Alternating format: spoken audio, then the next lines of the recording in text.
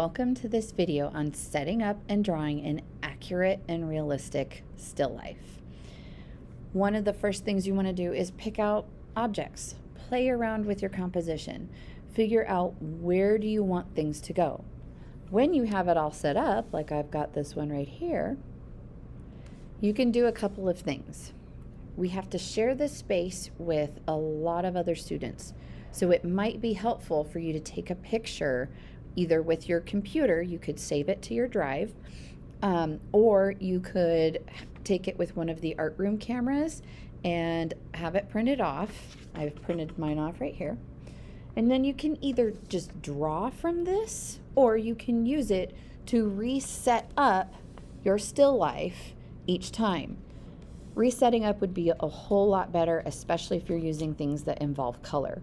Since these are black and white, I could easily draw my shadows and everything accurately from this. Next, you want to be thinking about drawing. So you've got your still life, you've taken a picture, or you are looking at it, you've got your sketchbook, and you're ready to draw. So you want to think about three main concepts. One is hierarchy. Hierarchy we have talked about before as placement.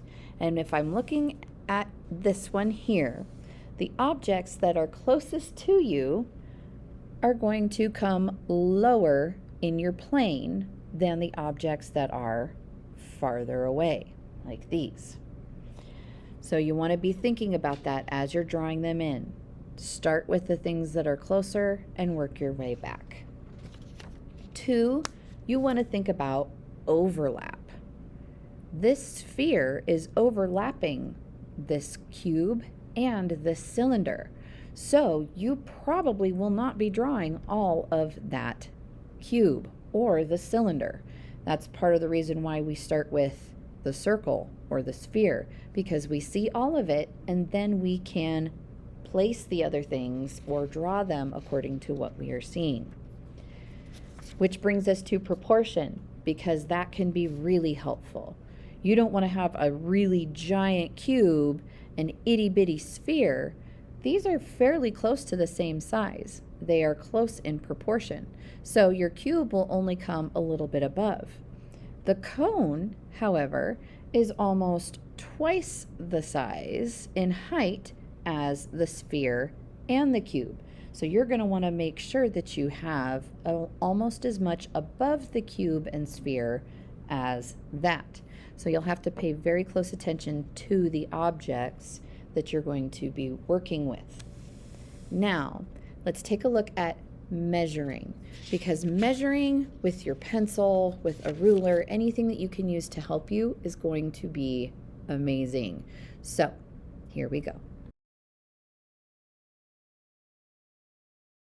So that you can see what I'm doing, I'm going to use my photograph here as a reference so that you can see how I'm going to measure. Let's begin with our three principles. Hierarchy. I want to look at the objects that are lower, and I know that my sphere is one of the front objects with the cylinder being behind it, so I draw it lower on my paper, at least in the lower half.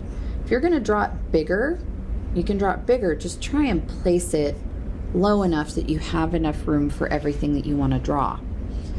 Next, I'm going to move to some overlap and proportion here, because this cube is directly behind and is also in front of the cylinder, so I want to draw it next. I know that here, if I measure this with my pencil, I'm going to mark with my thumb here and use the tip of my pencil. That is where the edge of the circle is and the edge of the cube. So I move over this way, so it's a little more than halfway across. So if this is halfway, I'm going to come here. There is my cube. This corner I see here, and it's going to sit a little higher because it's a little farther. That's that hierarchy. So my other corner will be here.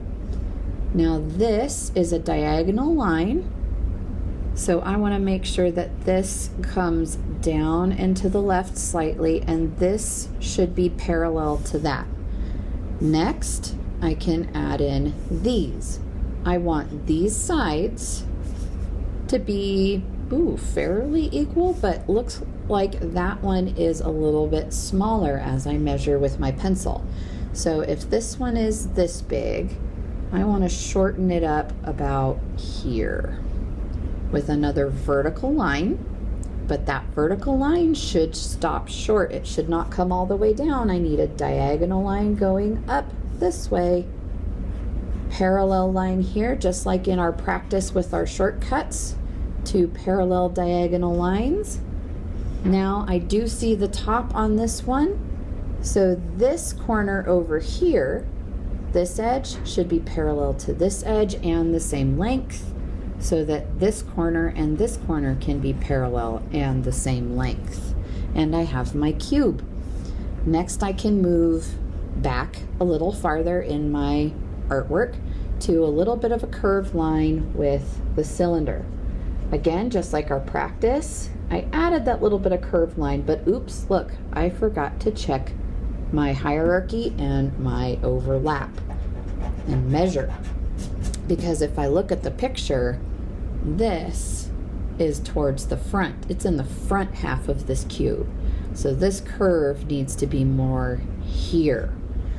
This space, if I take and reference my sphere again, because it's the closest object, I want to look at that and, okay, so I know I'm going to need at least this much space. I can mark a little bit with my pencil here.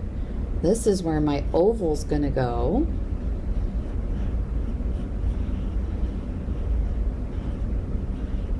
And then that diagonal line comes about halfway, it looks like, up on my sphere. And this line is parallel. And so there is my cylinder. Now this one's kind of off by itself, so its placement is most important, and it comes down about halfway here on the cube. And I add that curved line because it's sitting on the table. I know that this up here, if I measure it, which is kind of hard at the angle I'm at, but if I measure that relatively, that is a little more than half. So I'm going to have just a little bit more up there, and there it is. Now that my edges are drawn, I'm ready to go grab my watercolors and paint this in.